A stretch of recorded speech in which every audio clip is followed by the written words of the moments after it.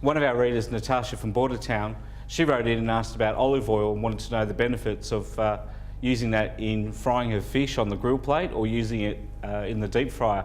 There's a lot of different things we need to take into account when we're choosing a cooking oil.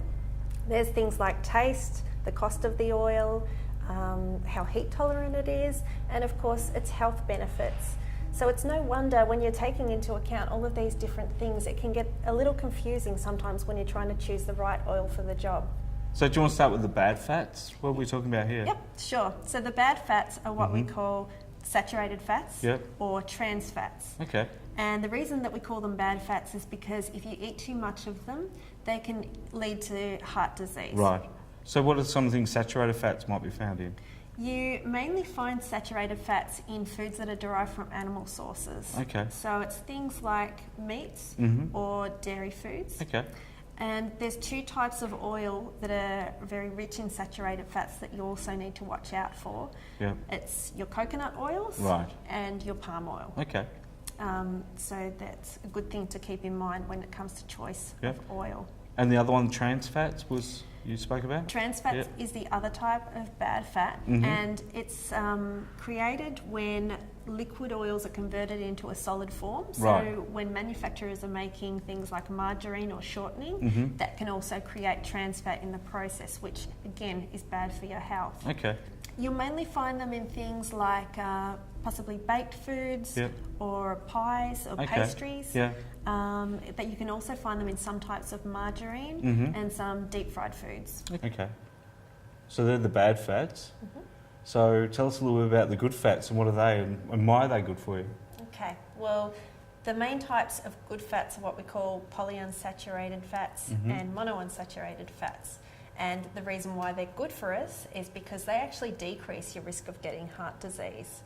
The thing to keep in mind with these types of fat is that even though we classify them as good fats, too much of a good thing can still be bad for you because like all fats, they're very rich in energy, so they should be eaten in moderation. Okay.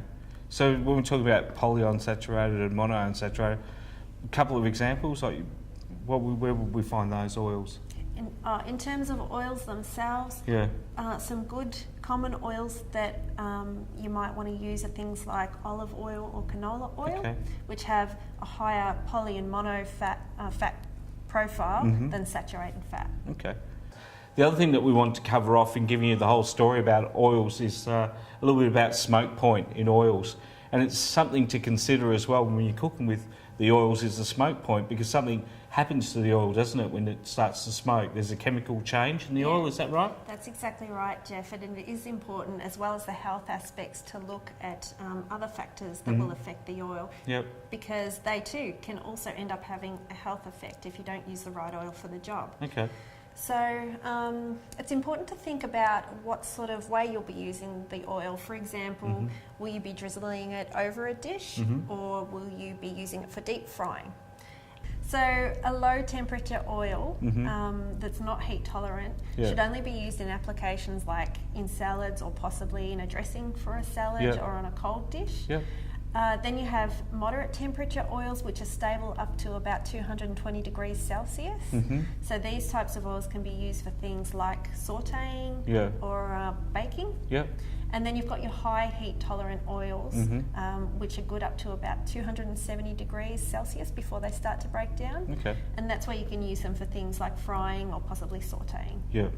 Okay, so there's a range of heat tolerances that we have to be aware of as well. That's correct. What would be a good type of oil that we could use that you'd consider maybe general purpose? When you're talking about specific types of oil, a good one that's sort of an all-rounder might be a canola oil. The reason why canola oil is good is because there's a number of reasons. First of all, it's a very mild tasting oil, so it has good variety. You can use it across a number of different dishes without adding too much flavour that you might not want there. It's also not very expensive. And it's very heat stable. It can be used at low or high temperatures without having that breakdown occurring. So yeah, canola oil is a good go-to oil, all-purpose. So it's giving you that versatility across the board. Yeah, and of course, in terms of health, it's also one of your lower saturated fat oils.